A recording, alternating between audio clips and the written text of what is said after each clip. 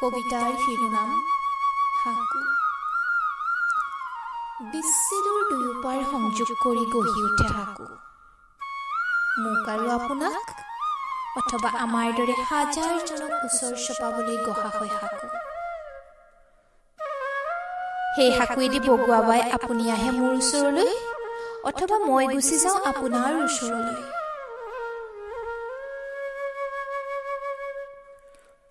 সেই সাকুৱেদি বগুৱাবাই আপোনাক লগ কৰাৰ কি বিমল প্ৰশান্তি।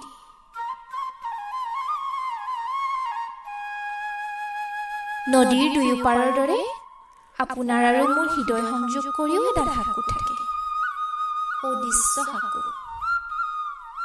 সেই সাকুৱেদি আমি বিনিময় কৰোঁ আমাৰ আলাপ, অনুভৱ আৰু হৃদয়। সেই সাকু বগুৱাবাই জিৰাব বিচাৰোঁ হৃদয় বৃক্ষৰ ছাট। কিন্তু সপোন ভঙা মানুহবোৰেচোন সাকুডাল ভাঙিব বিচাৰে। আনক দুখ দিয়াটো সিহঁতৰ চখ। খৰস্ৰোতা নদীৰ দৰে সিহঁতেও উটুৱাই নিব বিচাৰে আপোনাৰ মোৰ সুখৰ ভঁৰাল। কিন্তু আপোনাৰ আৰু মোৰ বিশ্বাসৰ যে এই পেৰাটো, যি সদায় কঢ়িয়াই লৈ ফুৰে আশা আৰু সপোন।